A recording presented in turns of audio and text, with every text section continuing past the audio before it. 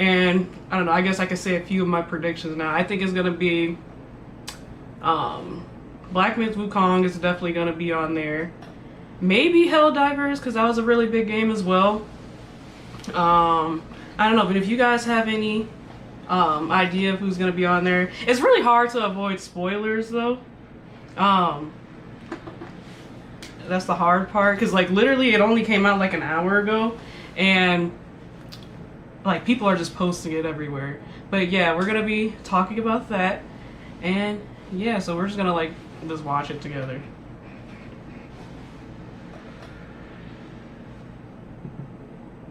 And also, I do want to say too, like, there's a lot of haters, like, on the Game Awards for some reason, and I don't know why. I don't know why people hate on it so much. And there's other like Game Awards out there, so it's just straight. Like, if you don't like this one, like, watch another one. I don't know.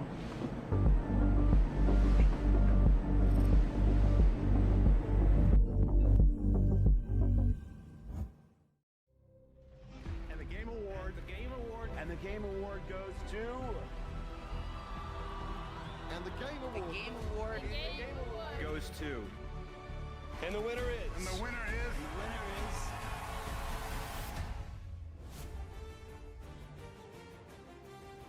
10 years ago, we began a journey together to celebrate video games in the biggest, most powerful form of entertainment in the world. And on Thursday, December 12th, right here at Peacock Theater in Los Angeles, we will recognize the best and show you what's next with the 10th anniversary of the Game Awards. Hey everybody, I'm Jeff Keighley. I can't believe it's only been Welcome 10 years. to the TGA Global Nomination Announcement Special. Today, it is my distinct honor to reveal this year's nominees, recognizing talented game developers from studios big and small around the world. And you can help select the winners by voting right now at thegameawards.com. All right, you've waited long enough, so let's do it. Here are the nominees for the Game Awards 2024. For Best Ongoing Game, the nominees are Destiny 2, Diablo 4, Final Fantasy XIV, Fortnite, and Helldivers 2. Okay. Your Best Performance nominees are...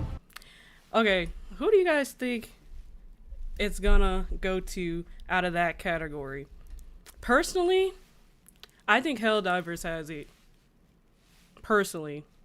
I'm surprised Fortnite is on there. I mean, I guess it still is like a really popular game. But let me see. Hold on. Let me go back a bit.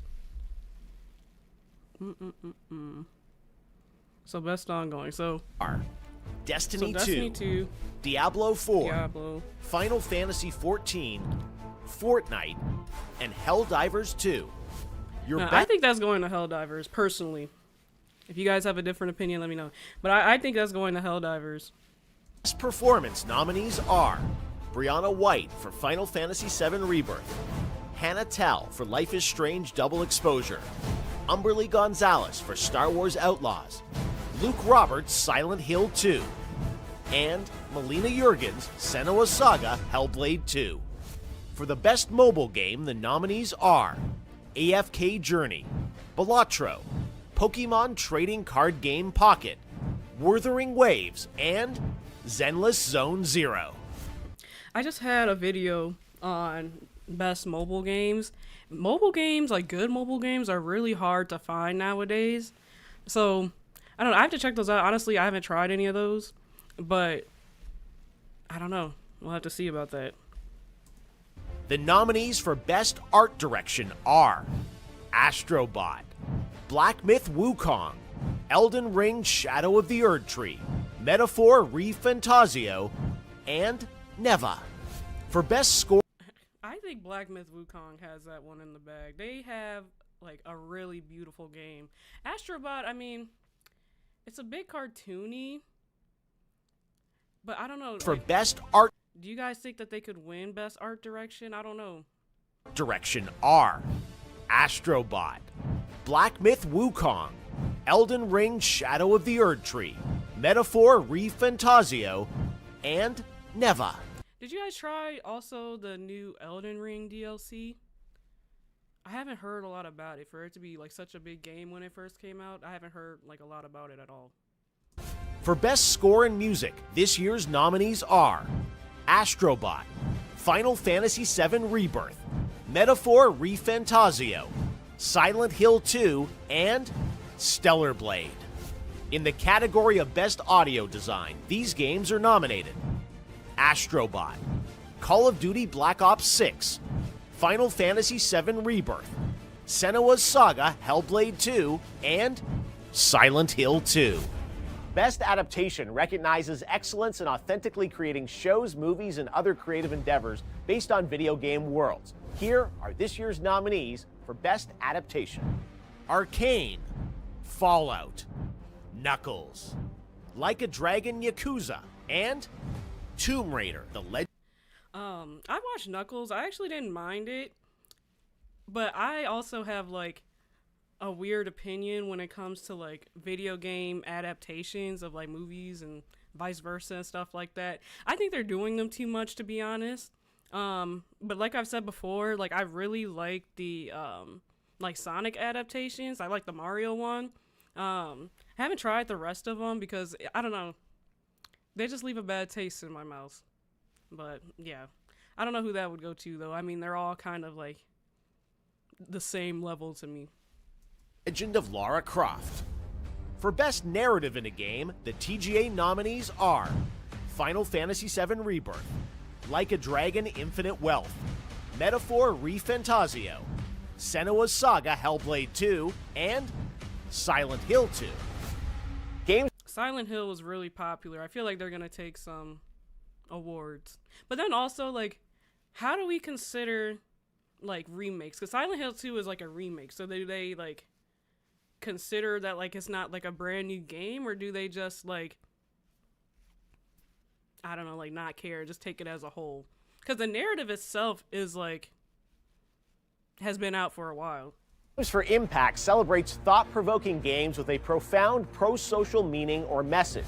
Here are this year's nominees: Closer the Distance, Indica, Neva, Life is Strange Double Exposure, Senua's Saga Hellblade 2, and Tales of Kenzera, Zao. The nominees for Best Community Support are Baldur's Gate 3, Final Fantasy XIV, Fortnite, Helldivers 2, and No Man's Sky. In the category of Best Multiplayer, the nominees are Call of Duty Black Ops 6, Helldivers 2, Super Mario Party Jamboree, Tekken 8, and Warhammer 40,000 Space Marine. Okay, so I feel like this could go either way. I really feel like it was up for grabs when I saw Black Ops 6 and Helldivers, but then I think it would go to Helldivers personally. But then we have to count the Nintendo fans because they are hardcore. When I saw Mario Party Jamboree, I'm like, ooh, I don't know. I mean, I still do think Helldivers would have like a little bit of an edge though, because it was really popular. But then that came out like a long time ago, so I don't know. You know, I don't know. 2. Best Independent Game celebrates games with a high degree of risk tolerance, as they are produced outside of the traditional publisher system. The nominees are Animal Well, Balatro, Lorelei and the Laser Eyes, Neva, and UFO 50. I heard a lot about Animal Well as well. I tried it and I couldn't get into it. Like, I don't know what the big deal about it is. I think I kind of just like got stuck on a part and I didn't know like what to do next. So I'm like, okay, well, this was fun. And then I turned it off and tried something else. Next is Best Debut Indie Game, which recognizes a development team that hasn't won a Game Award before. In fact, these teams published their first game in 2024. The nominees are Animal Well, Balatro, Manor Lords, Pacific Drive, and The Plucky Squire. For Best VR AR Game, the nominees are Arizona Sunshine Remake, Asgard's Wrath 2, Batman Arkham Shadow, Metal Hellsinger VR, and Metro Awakening. For Content Creator of the Year, the nominees are Queso, Ilawan, Techno Gamers, Typical Gamer, and Usada Pecora. Part of the Game Awards is looking forward to what's next, and yes, we'll have lots of games to announce on December 12th. But what's the most anticipated? Do you guys think that GTA 6 is going to be announced at the Game Awards? Everybody thinks, or not announced, but like show another trailer. Everybody thinks that they're going to do that. I don't think so. I think Rockstar is like big enough to be able to release like their own thing like they did with the first trailer, because the first trailer came out pretty close to the Game Awards last year, but then it got like leaked and all this stuff. But like I don't think they're gonna release another trailer at the Game Awards, but that's just my personal opinion. Anticipated upcoming game? Here are the nominees based on currently announced titles. Death Stranding 2 on the Beach, Ghost of Yotei, Grand Theft Auto 6, Metroid Prime 4 Beyond, and Monster Hunter Wilds. We all know who that's going to. It shouldn't even be a vote to it shouldn't even be a vote to that. But if it wasn't for GTA 6, I'd say it'd go to Ghost of Yotei. Probably would be League 2 by now. Yeah, exactly. It's just crazy. The best action-adventure nominees are Astrobot, Prince of Persia: The Lost Crown, Silent Hill 2, Star Wars Outlaws, and The Legend of Zelda: Echoes of Wisdom. For best... I think that's going to go to Astrobot, personally. Or either Astrobot or Silent Hill 2. role-playing, the jury selected Dragon's Dogma 2, Elden Ring: Shadow of the Erd Tree, Final Fantasy VII Rebirth, Like a Dragon: Infinite Wealth, and Metaphor ReFantazio. In the category of Best Fighting, the nominees are Dragon Ball Sparking Zero, Grand Blue Fantasy Versus Rising, Marvel vs. Capcom Fighting Collection Arcade Classics, Multiversus, and Tekken 8. I was gonna cover Multiversus. I don't know why I didn't, but there's been like a good amount of like people like in the, you know, audience for that game. I've never gotten into it though. I mean, it looks fine. Nominees for Best Action are Black Myth Wukong, Call of Duty Black Ops 6, Helldivers 2, Stellar Blade, and Warhammer 40,000 Space Marine 2. That's a tough one. They have a lot of big games in that. I wonder if Stellar Blade is gonna win anything, because they've been nominated for a few, but personally I didn't really care for the game, but I know a lot of people did. I'm really curious if they're gonna win anything. Innovation in Accessibility celebrates games that are making our industry available and enjoyable to more people. Selected by a special committee of accessibility experts, the nominees for Innovation in Accessibility are Call of Duty Black Ops 6, Diablo 4, Dragon Age: The Veilguard, Prince of Persia: The Lost Crown, and Star Wars Outlaws. Next up, Best Family Game. The nominees are Astrobot, Princess Peach Showtime, Super Mario Party Jamboree, The Legend of Zelda: Echoes of Wisdom, and The Plucky Squire. It's funny how much Nintendo like swept that whole category. I don't really think Astrobot's gonna win this one, because I think Nintendo has like,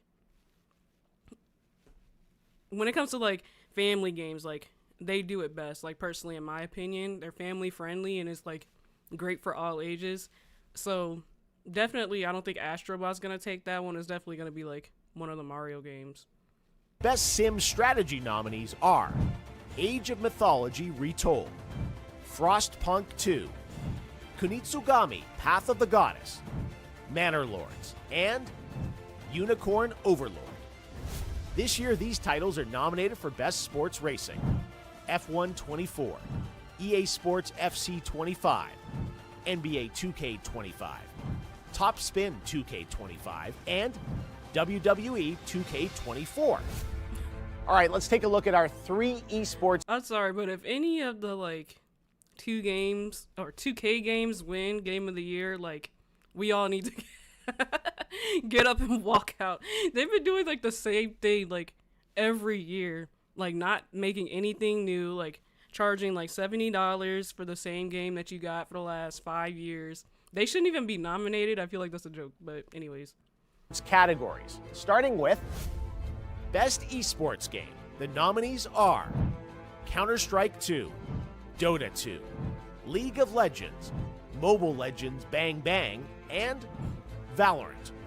The nominees for Best Esports Athlete are 3-3, Alexi B, Chuvi, Faker, Zaiwu, and Kong Kong. And for the Best Esports Team, our Special Esports Committee nominated these teams: Billy Billy Gaming, League of Legends, Gen G, League of Legends, Navi, Counter-Strike, T1, League of Legends, and Team Liquid, Dota 2.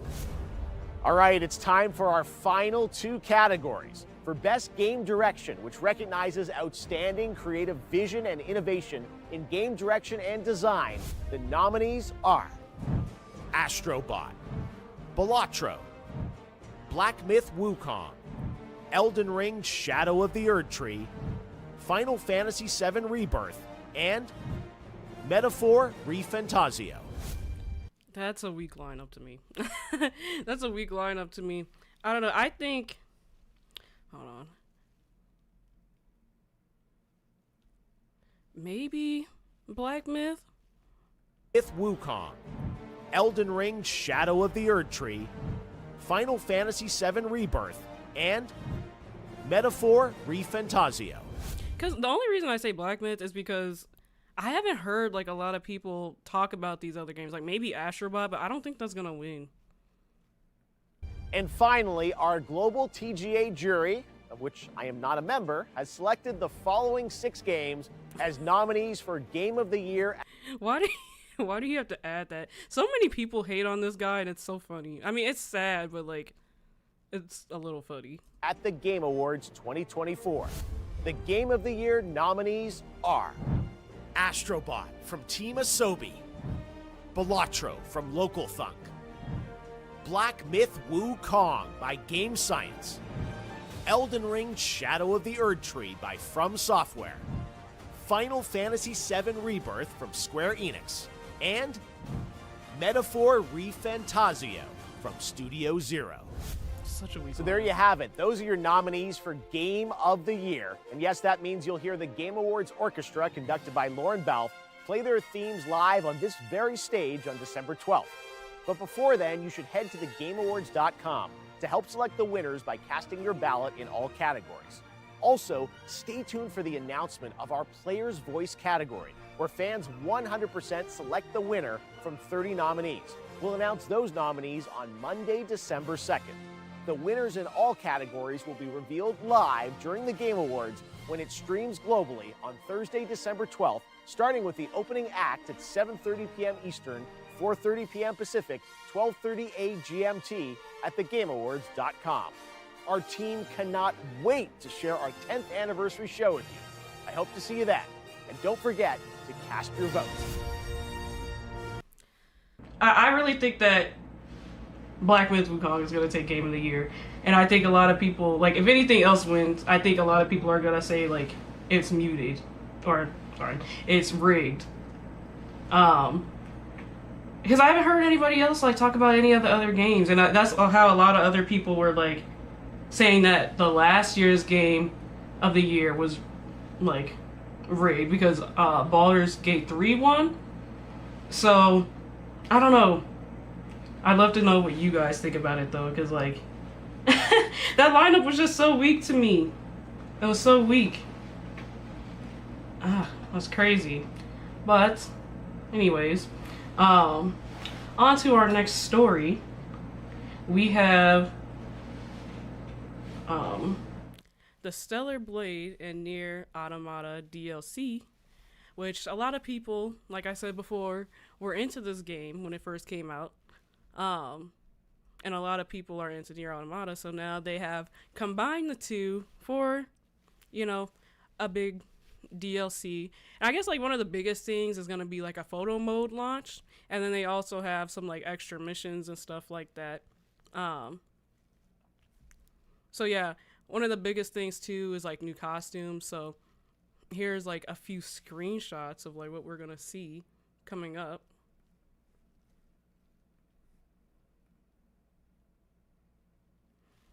Now, what I will give Stellar Blade is that they have really good like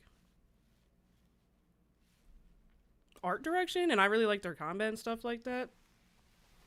If it's rigged, they'll go to the DLC. Yeah, that's crazy. Why do they even have the DLC nominated for Game of the Year? Like I said, that lineup is just so whack. It's so whack. But yeah, if you guys like Stellar Blade, let me know down in the chat why, because there's a bunch of like reasons why, like different reasons why people like it and stuff like that. I personally, like I said, could never get into it, but it does look really nice. I'll give them that. The combat and the graphics like look amazing. The moment you've been waiting for has finally arrived. A fantastic collaboration where the worlds of Stellar Blade and Nier Automata meet.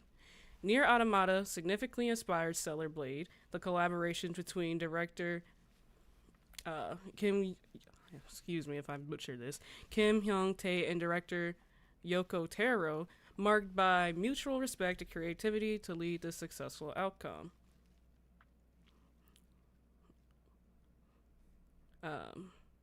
So here they're talking about like photo mode and stuff like that.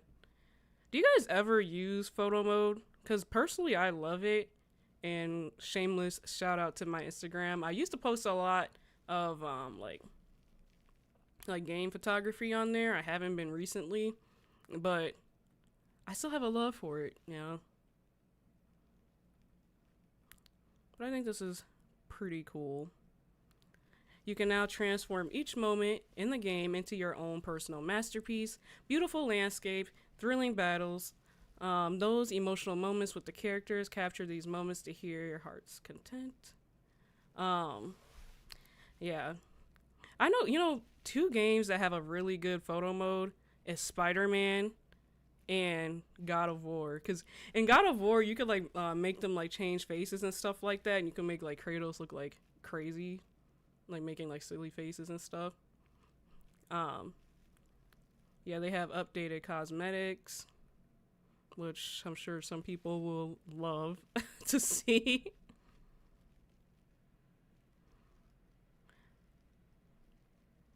But yeah, honestly, like I have never played Nier Automata, but I know it's a really big like game for some people.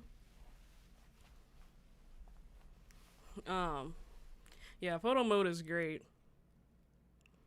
Paying back for all your support. I also love when games like come out with free DLCs.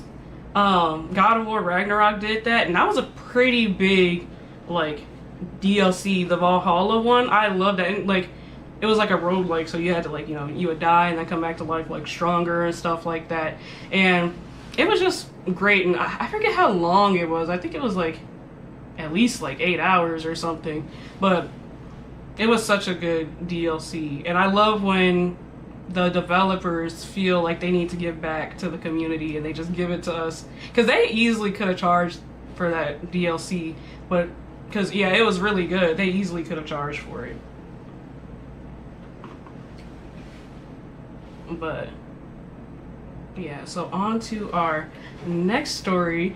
I don't know if you guys have ever heard of like GameStop and how they're kind of going like downhill and stuff like that. It's just not looking great for them at all.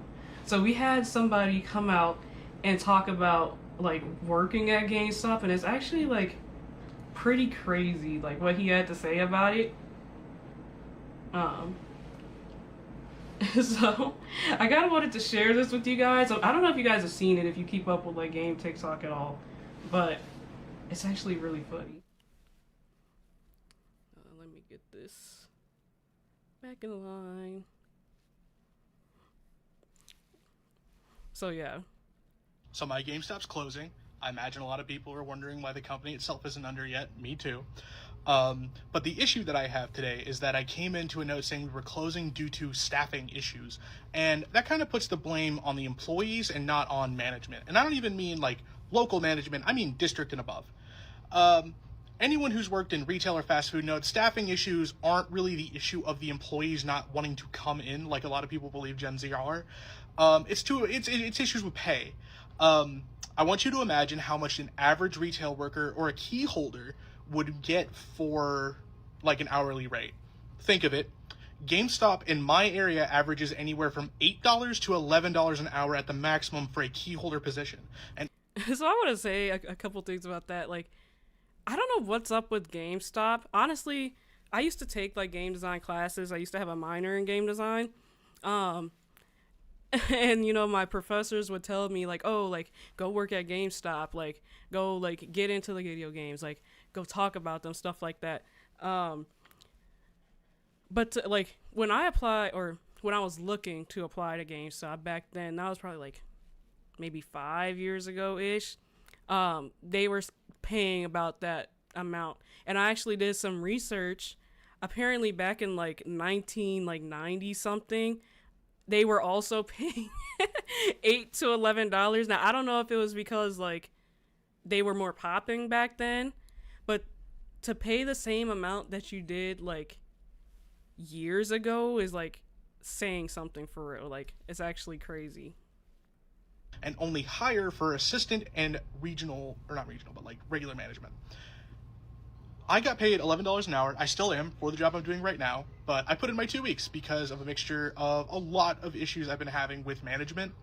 Due to a short list, let's just throw it down, skipped over for a promotion that I was trained for. I was trained, promised the position, was not given it. Lots of really awful customers have been coming in and out, just doing some awful, abysmal shit. I had to deal with a lot of shoplifting, a lot of people who've cursed me out, and a couple people who've called me some slurs. Honestly, that's any retail position, but it's another Also, too, like every time I go on GameStop, like I do see some like crazy stuff. I remember last time I went into a GameStop, and this guy, he went in, he had to be like 16 years old or so, but he comes in with like this like big box of like stuff I guess he wanted to sell, but he had like the nastiest attitude, and like the worker like kicked him out and stuff, and I could see why GameStop employees would like be in a bad mood, because they just like people just come in there like on some crazy stuff. reason that led me to putting in my 2 weeks. But the last straw, the thing that really cemented, hey, you should get out of here, is when I got to work yesterday, and after working multiple open to closes back to back, my boss told me that they were not satisfied with the amount of work that I had been doing. And because of that, I will no longer be allowed to use my phone anywhere on the floor, which I'm not sure if you know how big this store is. This is the floor. That's it. And then on top of that, no more sitting. We did have a chair that was due to a medical need from my boss. However, we were allowed to sit in it, and somehow it broke. I don't know how. I mean, I don't mean broke as in exploded. I mean, it's a little bent. But because... And that's just retail work, like in general. Like they're always so strict for no reason, and they always pay like barely minimum wage. Because I worked at a grocery store, and they said that same thing, and it's like, y'all paying me like $2 an hour, and you're sitting here telling me like I can't walk around, I can't be on my phone, I can't use the bathroom. Like, get real. Come on. That we're now no longer to sit on the job. And when you're working in open to close, that's kind of a lot to ask, and I think I'm over it. Yeah, that was the last straw.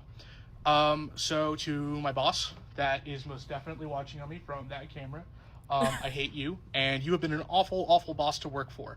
Jeez Louise. Through a mixture of things, I would say the worst of them being promising me the promotion and then saying, well, the store we're partnered with needs an assistant manager, but even though you're the only permanent employee, we will not be giving it to you.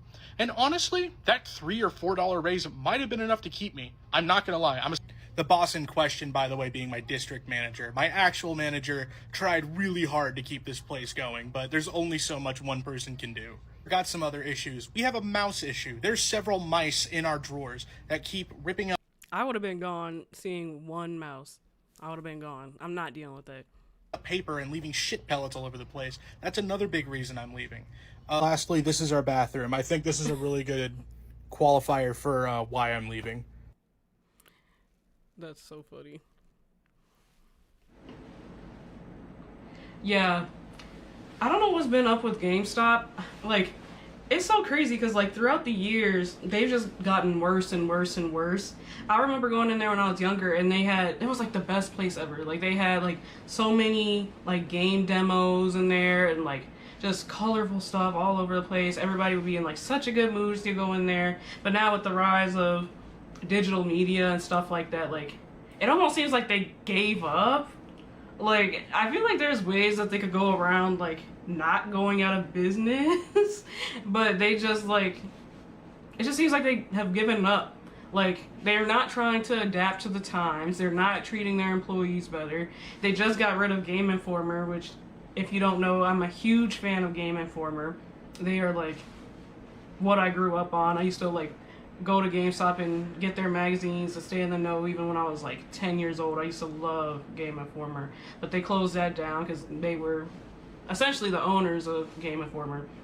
And so it's just crazy. They're not trying to keep up with the times at all. I feel like they just kind of accepted their fate and allowing themselves to go downhill. But also too, now that I'm thinking about it, they came out with like a GameStop retro. And apparently that is also like being like really bad and like not good at all. I'm trying to see if I could like pop up what it's like. I don't know if I just want to like pull up a really like random video, but it's just really bad because apparently like some of the games just like don't even work, and and I guess also too like they're accepting like fake games, so people have been calling them out for that. It's just they're not even trying. They're not trying at all. And it's sad to see because a lot of people grew up like loving GameStop, but they just don't care anymore, I guess, you know. But yeah, anyways, let me know what you guys think about all this down in the comments below. Just kind of a shorter live today, not a lot in the news, but yeah, thanks again for watching. And also let me know down below who you guys think are going to take the Game Awards, win the Game Awards, stuff like that. I think the lineup is pretty disappointing. I don't think any of them were really like that great, to be honest, but hey, we take what we can get. Next year is gonna be a great year for gaming. That's all I have to say. So until then, we'll wait until next year. But I hope you guys have a great day and see you guys soon. AK out.